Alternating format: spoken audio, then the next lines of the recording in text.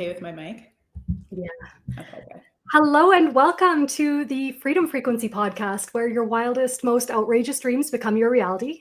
I'm your host, Melissa Johnston, the intuitive business coach and destiny mentor for top leaders. If you're ready for your most unlimited abundance, heal your blocks, and to manifest a purpose-driven life, doing what you love, you're in the right place. Today, I'm so excited to announce that I have Tracy Montgomery with me. She is a total powerhouse and intuitive badass. Tracy helps spiritually awake leaders merge their highest vision with real-world results.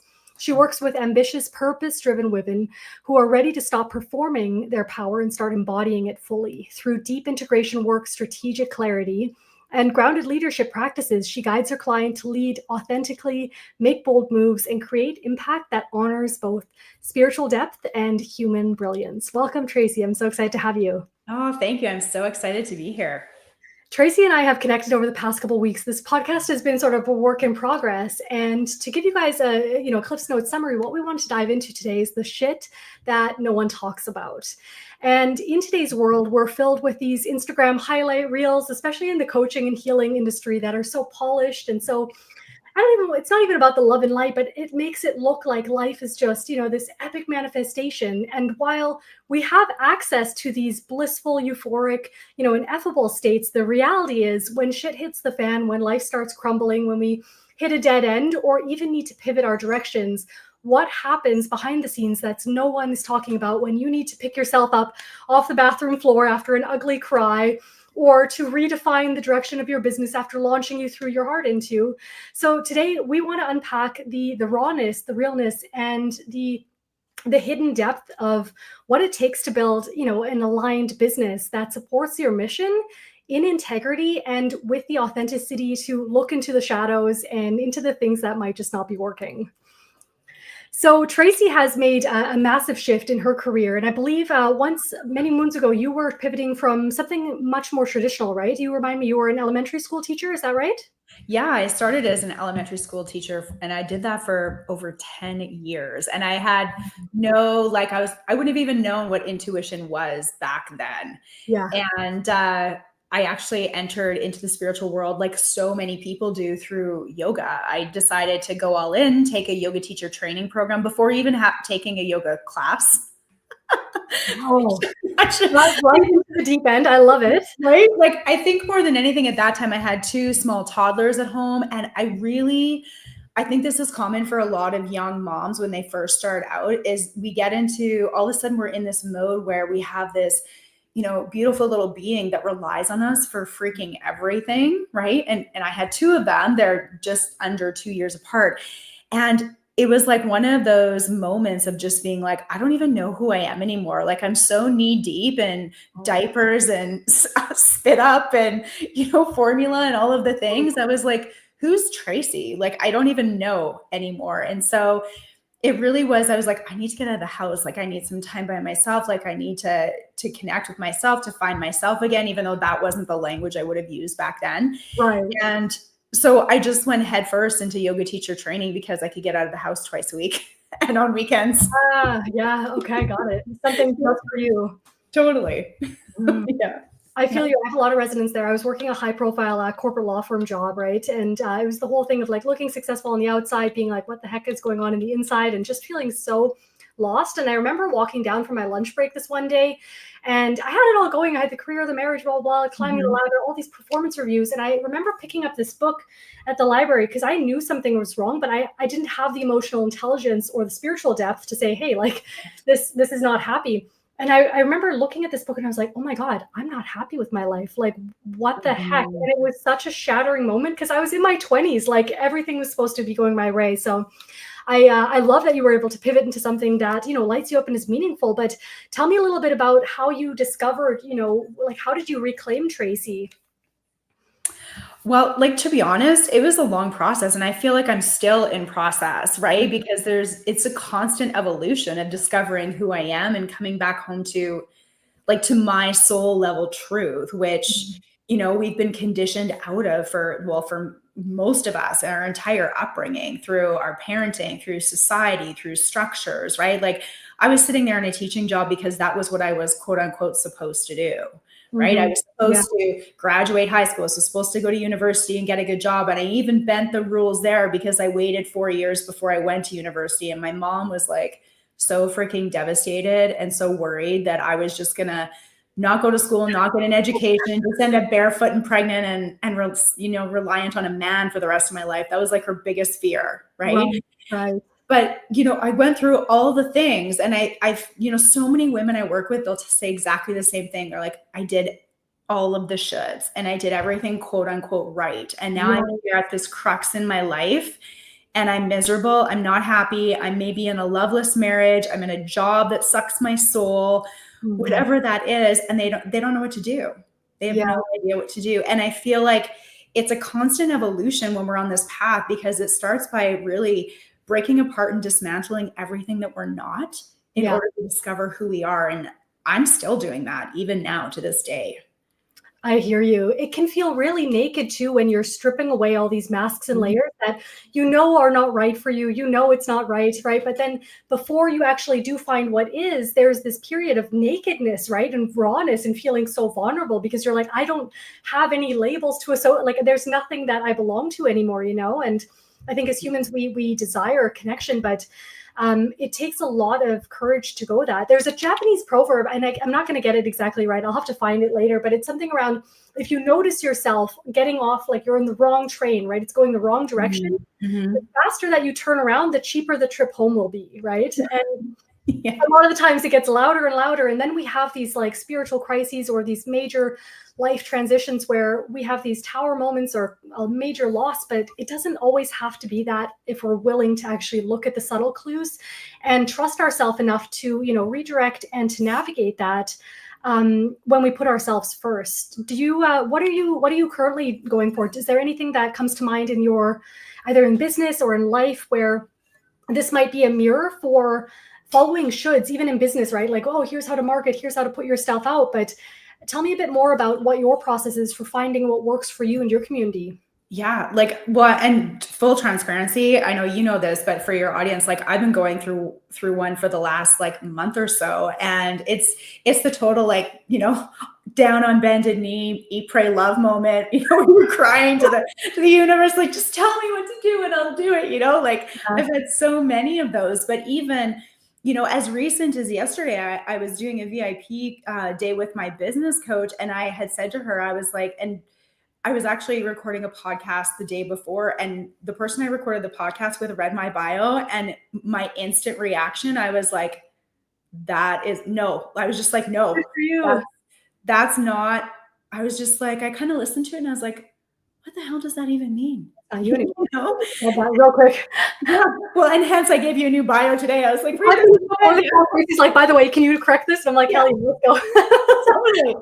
But I had said to my coach yesterday, I was like, I'm just so done with saying the quote unquote right thing and following every, marketing strategist out there that tells you that, this is the thing to say to grow your audience, or this is the thing to say to grow your membership, or whatever that is. And I find so much in the spiritual world too, that I feel like right now there's just a lot of spiritual world salad out there, and even if you've been in the spiritual world for years, right? Like, and people, like when we talk about frequency, right? Like one of the things for me is I'm like, I just want to sound like a human because that's what I am, and make it clean and clear and simple.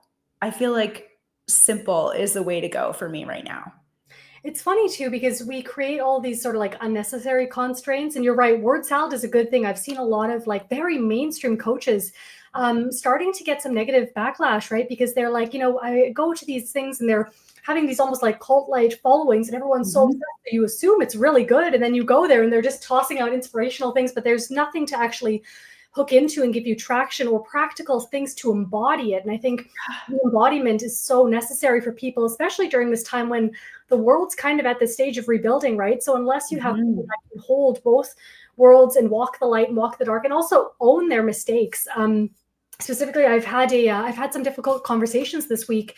A strategic business alliance fell away, and I wish them well. It came to a conclusion, but this was all through having uncomfortable conversations, and also through putting out a program, this variation of freedom frequency, where I realized, oh my gosh, we're supposed to be starting this week. And now I got all of these new awarenesses of stuff that I need to change and add to actually give people what they require to succeed. And that's going to take some time. So I couldn't just press go and be like, okay, let's do the cash grab thing, So for some people, they're not ready, and they may have their own perceptions around what that is. But in my perception, at least, I would much rather be willing to own it and do what I can to be accountable, to course correct and to make that right, and to hold people in it, people that are within your impact zone, right? But tell me a little bit about how do you pivot with these things when other people may be affected, right? When we are, and especially you and I think we do have a common theme of going through quite steep sort of reintegration processes, identity shifts, right? It seems like there is a lot of like rebuilding there. Tell me a little bit about how you navigate that. Well, after I cry on the bathroom floor, like the eat, pray, love, that whole thing.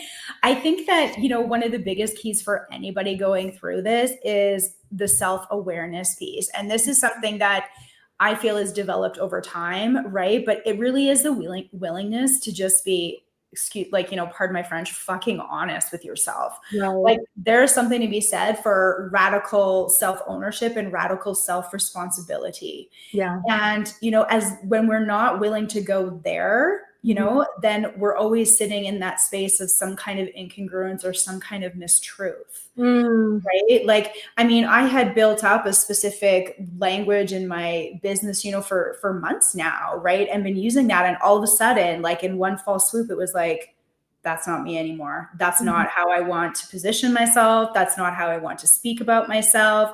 But I've been doing it for a while. And that was a tough, hard truth for me, because especially when you put time and energy and effort into it, But I think that one of the catalysts that brought that on for me is being in a lot of situations, or being in a few different groups and experiencing and observing what seems to be very prevalent right now in the coaching space, the like fangirl phenomenon, I want to call it, where it's very cult-like, and the person's making 7-8 figures in their business, and it looks like it's fun, it looks like it's one great party, but then when you go behind the scenes and they're supposed to be teaching you strategy or whatever those things are, it's like there's nothing to actually grab onto. Like there's no sustenance there. It's just, and it blows me away. I find it so interesting that when it comes to women in business, we seem to be willing to just like throw the baby out with the bathwater. Sort of speak.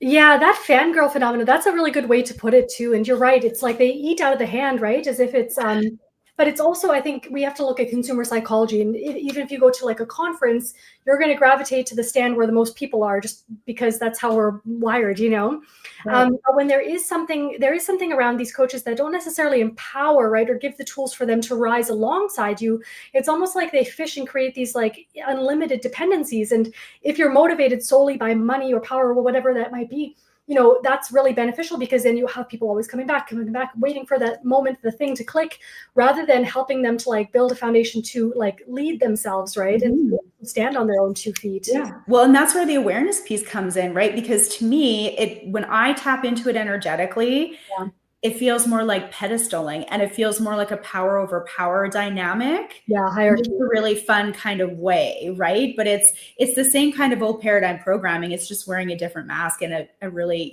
much more flashier outfit. True. And it's funny too, because it trickles into, I don't want to say the frequency, but almost the output. I've noticed with a lot of people, and I'm all for high tickets. I love premium packages. That's my jam. It's not about charging a lot, but for people that are purchasing and selling almost this like MLM sort of energy of you have to invest this much to get this much. And unless you pay 20 grand today, then you're not going to get your results. It's almost like everyone is empty. So it trickles out to the people that you're serving, because then you're in a space of, I need to pay that back, or like, whatever. Yeah. And it's this thing where we're then training and coaching and healing people based on a false, broken foundation, rather than from a place of like expansion. And sure, like I've made investments that sting a little bit, right? They're scary, but it's different than those people that are just solely in it And it's almost like then they get replenished, but then the next person's empty, and then they get replenished, and then they're, you know what I mean? Like Totally. it's not sustainable. I don't know where it's going to lead, but it seems like there's going to be sort of like a bubble or some sort of implosion. Like it's pretty inevitable, I would say. Yeah, I agree. And I think it also comes back to what a person values in their business, right? Like for me in my business, truth and integrity are at the top of the list, the absolute top of the list. And what's not at the top of the list is outsourcing my power. Mm. And so anywhere where I'm hearing something like, well, if you want to make, whatever the number is, 20K, 50K a month or whatever, you're only going to do it if you plug into this space. Those are the things that I'm not really here for. That's not a truth for me. I love that. The outsourcing your part is that's huge. And I think especially when you're venturing into the unknown, you're following this new path, right? And then realistically, you have bills to pay, children to feed, right? So how can we use our discernment to allow people to give us the gift of mentorship and wisdom and hindsight without necessarily just assuming that every single thing anyone says is true for us? Because they might be the purest person on earth and they might give us well-intended advice, but it doesn't necessarily mean that that fits our soul's resonance or even like the journey that we're here to build. The biggest download that I've received for the past couple months is, being sort of a sacred rebel. And I've never been the kind of rebel, well, maybe like in my teens, but like the one to do it just for the sake of doing it. But that willingness to kind of gently challenge things and break the rules and rewrite them a little bit, that's also that built-in mechanism of, oh shit, if I don't include that in my business and break the rules on purpose to find my secret sauce, then again, I'm building somebody else's business model, which, that's not the timeline that, like our soul chose, right? Well, yeah. And I think that there's a lot of misconception out there too around like, well, if it worked for this person, then it's going to work for me. Right. Oh, yeah. Especially when you're not in the same industries. Like how many times do you see, for example, content coaches or marketing coaches saying this is the way to make 10K, 50K or whatever. And so if it works for me, it'll work for you. But I'm not a content coach. I'm not a marketing coach. Right. And we seem to, for some reason, kind of forget those pieces a little bit. And I love what you talked about the rules, because interestingly enough, I was in my emails this morning cleaning out my inbox and I had an email in there from Manifestation Babe. And in her email, it's like pick card 1, card 2, or card 3. I know exactly what you're talking about. Yeah.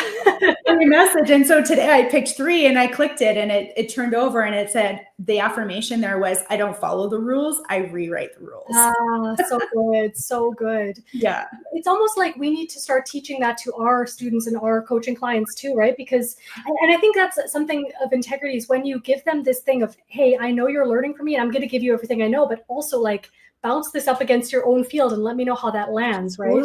Totally. And we're doing. When I work with my clients, I am always like, do not take this projection. Do not take it as truth. Like feel into it for yourself. Like my job with my clients is very much that I act like a mirror. And so I'm going to show you what does resonate with you. And I'm also going to show you what doesn't. And the beautiful thing about that, when you can see the truth in both, is that that's where you really gain crystal clear clarity. I love that. Yeah. So you're refracting it or reflecting it in a way that they can perceive because you see the potential, right? Or you're activating maybe whatever they need to acknowledge. But again, they're using that self-leadership. And that also speaks to the clients we love to work with, which is, self-led, high-functioning, right? Powerful beings that they don't want a hand holder. Like, yes, we'll hold you in your most vulnerable, but we also like want to activate you to rise, right? And absolutely. I think that's important. Yeah, I resonate with that a lot. My boyfriend, he's been the biggest mirror for me in this specific realm of business right now, where his nature is like integrator, systems, foundations, like lie the structure, make all the puzzle pieces. And I'm the one that's like, let's go fast and we're going to go far and we're going to shoot and we're going to learn as we go. And I was saying something about like my next financial goals just before I left on vacation. He was like, this is great and I believe in you, but have you considered like actually building a system to hold that so that when the people arrive, there's stuff in place and you're not trying to like put out a bunch of fires. And for me right now, the challenge is actually to trust myself enough to focus on the like non-linear, non-profitable tasks, the ugly behind the scenes sort of back end things that will eventually, set us free once they're up and running. Is there anything that right now you're being called to look at or to focus on that may actually be like counterintuitive to, what you would think would be necessary to move forward? Yeah. Like, I don't know about you, but like in my business, for me, I am my business from the perspective of that I don't have any desire to be automated. Like I have automated systems, like my emails are automated, and I have a couple funnels and things like that. Mhm. But one of the messages that I notice a lot in the industry is take yourself out of the business, right? Passive income, build a business so that you don't have to be in the business. Yeah. And that's not how I'm built. That's definitely not my blueprint and my design. Like I am made to be in intimate spaces with my clients. That's how I thrive the most. I'm also built to respond. So that's what works really well for me. Mhm. And I actually just finished a project just a couple days ago that I released, which is it's a vault. It's a sound vault Okay. of tons of different audios that I've created over the years. Most of them it's like energy clearing work, clearing statements, subconscious imprinting on tons of different topics for women that they've over the years struggled with, self-sabotage, people pleasing, accessing your intuition, all of these things that I created for my intimate containers, but never actually brought to the front of my business to offer to Cool. the world. So I'm a one woman show right now. So I spent hours in Kajabi building out this sound vault. Cool. Not from the perspective that I want to, step out of my business at all, but more from the perspective of, I can't be in a million places at once. And I feel that this is super important work that we all need, regardless of where we are at on our journey, because there's always something that'll rear its ugly head as we move forward, right? So I spent a ton of time in the back end building out all of the systems and structures for that so that I could bring it more forward facing and create a bigger impact, which is something I've never done before. I love that. So you're setting yourself up to give people an amazing repertoire of all of your most incredible tools that they can go at your own pace. And then that in turn, it's not passive because you're removing yourself or you don't care it, but it gives you the white space to maybe dream things up or to go through your own process without the financial whiplash of, oh my gosh, are we going to be able to continue? Totally. That's amazing. I love that. That's super smart. Yeah, I'm focusing on some opportunities too for, I don't want to say passive income, but pre-recorded journeys, right? That people can opt at their own pace. And ideally, I would love to have a sampling menu of all kinds of clearings, like love and intimacy and business and wealth and family and all of these things. But I think that there are ways to be strategic to help people without always being on, and when you're going through it, when you're leading a movement, there's a lot of inner, I guess, workings, right, that sometimes require you to take a step back and to have quiet time without constantly moving forward. I noticed that too just before I left on vacation this past week. I was going into this launch and I could have, avoided this whole thing, but it was a learning. The cards were stand still, don't move, non-action, please refrain, everything. And I was like, fuck that, we're launching. That's just a limiting belief. And I just powerhouse through it, paid 2 VAs to help me get this all up and running. And now after this entire epiphany of why things needed to change, in hindsight, I could have avoided it. It stung a little bit, but now I'm seeing that, okay, sometimes it really does make sense to just drop our guards, slow the frick down, and to get crystal clear before powerhousing forward, Yeah, absolutely. And you know what? Sometimes too, it really is just do the fucking thing. I remember my membership that I currently have it's based in Telegram and it's all audio based. And one of the reasons I did it that way was, number one, there's an ease to that for me in being able to deliver audio transmissions and clearings and contents and things like that. Yeah. But the other reason is that I just really freaking love audio. There's just something about it for me. And one of the most common things that I hear from all of my clients is that they love to hear my voice. They want to fall asleep to it. It's just very hypnotic, all of these things. But I sat on this membership for 8 months in 2024 because I was in a business container with a whole bunch of just spiritual entrepreneurs that did exactly the same kind of work. And when I pitched this idea, the feedback that I had gotten, it was don't do that. Don't do that. Don't take yourself out of Zoom. People only want to do in-person and Zoom stuff. It'll be a disaster. It'll flop, all of these things. And even though there was this really deep pull for me to do it, I decided that's on me, right? But I took on those projections, those judgments, and I sat on it because I just assumed and took on the belief that it wouldn't work. It's so funny. I know exactly what you mean. And sometimes we look to people who either are maybe like a couple steps ahead of us, right? Or we admire and they're doing great things. But again, there is that level of discernment and also creating separation of, okay, well, thanks so much for the feedback. You're not my ideal client, right? Yeah. And then something that I actually worked through with Caitlin, which is a mentor that we both know yesterday, was I had this download for the next continuation of Freedom Frequency. And I wanted this 12-month continuation to really build the grassroots of a freedom-based business. And the guidance I kept getting was what they want is acceleration, 6 weeks in and out, get the windfall, blah, blah, blah. And so I put my wants aside because I was like, this feels so safe. It feels so nourishing, so expansive, 12-month membership. Like we can do stuff each month to build. And because I maybe wrongly labeled it my wants instead of seeing it as something that would also benefit them, sometimes we also have to assume that, our clients, they may want something, but they actually need something else, right? And while people want the let's get the instant windfall, which is awesome, and that's what that was designed to do, then what happens is life comes up, right? There's health, there's family, or there's other things to deal with that we didn't account for. And how do you create that spaciousness, right? Or the safety using your own gifts and knowing that if you want to show up on audio, there's probably a little bit more of a deeper meaning to that. Like it's probably that, that technology that's weaving in. Yeah, absolutely. And, we also live in a world of instant gratification. And I think sometimes we forget about that, right? Like, I don't know about you, but I freaking love Amazon. The fact that I can order something at my door in 2 hours is the greatest thing ever, right? But once we get used to that, it's like we write this unconscious standard that now everything is instant gratification, which then it seeps into all the nooks and crannies, especially when you're an entrepreneur, because then when you put something out there and someone doesn't buy it right away, or you don't get how many people you want, and we've all been there, right? Where we have had a flop launch, a failed launch, a launch that we think failed because we didn't get the goal that we set, or whatever that story is, right? Yeah. That's that piece of instant gratification when we forget that it takes time to build a business. It takes time to build an audience. It takes time to solidify offers and bend and tweak and transform them so that they're perfect. It's so true. It's so true. That last piece really stuck a chord with me. And I feel like there's something in it for the people that are either catching us live or on the replays. So let's talk about those times things go wrong, right? Like the failed launch, the flop offer, the thing that you were like, oh my God, this is the best of the best. And then when you put it out there, it's not exactly what people jump and grab, or it's not exactly what people require. Like, what do you say is your process for weaving through? Like, we know that we hold space for the human, we have the cry, but then how do we kind of extrapolate, okay, what didn't work here, or how can I tweak it to get realigned with my true north and the impact that I'm really here to make?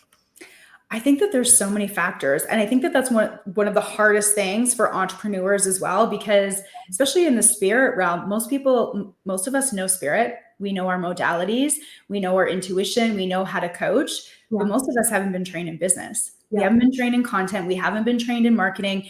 And there's so many different things that you can look at. The analytics. Did you do ads? Did you not do ads? How many times did you post? Did your post have a reach? Did you prep your audience for your product? There's so many different pieces around that, from even just the logistical, really 3D human external side of things, right? And then we can also look at, well, what's happening within us? What was my energy around it? Was I burnt out? Was I excited? Did I think it was going to work? Did I think it was going to flop? Was I comparing myself to somebody else? Did I think I needed 20 people because my business coach told me so? Or did I set a goal of 20K because I watched 5 other people do it, right? I think there is just so much that's going on around you. It's like a game of Jenga in a way, it's like take one piece out and you put another piece in, and you never know if it's going to fall or if it's going to stand. That's so true. Yeah, it's that oversection. You're right. And a lot of people, and I myself included, right? I stepped away from corporate and all that kind of stuff. And I had a lot of marketing experience. But then when I got my first certification, I kind of had this assumption that as soon as I hang my certificate on the wall, I'm open up for business and people will find me and they'll come. And when that didn't happen, I was baffled. I was like, what do you mean? My studio's open, But we've built in something similar for our Freedom Frequency members. We have pendulum dowsing boards that allow you to channel your business. What I love to do is make sure we actually rate things on a scale from 1 to 10. So on a scale from 1 to 10, when I did this for my destiny alignment blueprint, when I was creating, I was like, okay, how transformational is this for my clients when I added these ingredients to my offer? Okay, on a scale from 1 to 10, like how much do they actually need to pay to have an energetic investment, skin in the game to show up fully and to get the best outcome? Okay. And then, is the price aligned with the value? Okay. And then, with the launches, also doing that recapitulation of, okay, was it the offer? Was it the messaging? Was it maybe just the amount of eyes that we got on our thing? And that's where we tend to get emotional, right? But we don't necessarily see it as simple math problems. Yeah. And understanding that in marketing, there are those things called conversion rates, and they're, usually average conversion rates for how many people you send it to. So if you have an X goal, this means Y amount of people need to see it. And if you don't hit those, it's not a you problem necessarily. It's you didn't get eyes on your offer. Yeah. And I think this was one of the lessons that I learned the hard way. And I don't know about you, but like, do you have an offer graveyard? Because I do. No, not yet, actually. Not yet. Tell me. Well, so just like because I've been doing this for over 5 years now, right? And before I knew what I knew now, one of my MOs was that I would create a program and I would launch it. And if it didn't give me the result that I thought it should have, I would take that as a failure, as like a no from the universe. And then I would never do anything with it again, right? Or I never launched it again, right? Rather than launching it time after time while tweaking it every time, changing copy if I needed to every time, and maybe changing the offer slightly or whatever that is, till I found that sweet spot, And I think that a lot of entrepreneurs think that when it doesn't work the first time or the third time or even the seventh time, that then they shouldn't continue on with it. That's all. That makes sense. Yeah. I think we're opposite on the pendulum swing there, which is amazing. I love that we are holding different stances, because this is really good. I need to hear a bit more about that. And I think there's, we're in the opposite. So the business advice that I've been following since leaping from full-time employment is that we don't change our offers until we have like perfected the crap out of it, right? And systematized, optimized it, make it into the best and the best. And this launch, when I was getting that guidance to like slow down, pivot, like let's just not do this, I was like, fuck that, that's just a block, blah, blah, blah, blah. And I was so unwilling to slow down and to stop and reconsider, because I was obsessed with just redoing it. And then I added like 20 more things into the program to make sure they could succeed. And then I realized that I was shouting so far from the rooftops in this like experts paradox. And for anyone that doesn't know, the experts paradox is when you're an expert on a topic, you know everything about this under the sun. And so sometimes when you're trying to teach, you have trouble reaching your ideal clients because they're in the baby beginner vocabulary and they need to hear it through different words or through simple practical tools. And you're trying to offer an encyclopedia of everything. Word salad. And so balance. Okay, cool. So yeah, I love that. So what would it take to download the right, like mix of sauce, or the healthy blend of perseverance and grit when things aren't working, and the willingness to like trust in the unseen so much, or in what you've built, but then also be flexible to pivot and move and grow and learn and to remove things or add things as you come without, doubling down. Yeah.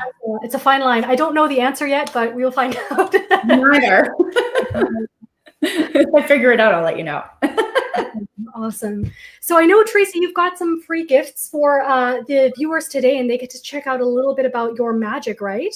Yes, I do. So surprise, surprise, I have an audio series for everybody. That's the hypnotic trance. I've worked with Tracy personally, by the way, and I absolutely loved it. I took her up on a VIP day when I was down in Joshua Tree. I was going through a massive rebirth, and she was a powerhouse. She held me in it. It was very expansive. And I had so much fun. Like, I love Tracy because she brings so much power, but then also the feminine softness. And it's literally the best of both worlds. So I would definitely recommend you guys take her up on this. So tell me about this transmission. Yeah, so it's a series of transmissions. I believe that there's 5. And so about a year ago, I downloaded 7, you could call them keys or guideposts. I call them the ascension codes. And so essentially what the ascension codes are is they're energetic transmissions that open and expand and activate spiritually attuned women, which is who I work with. Not that men could listen to it, but that's kind of my jam. That's my audience.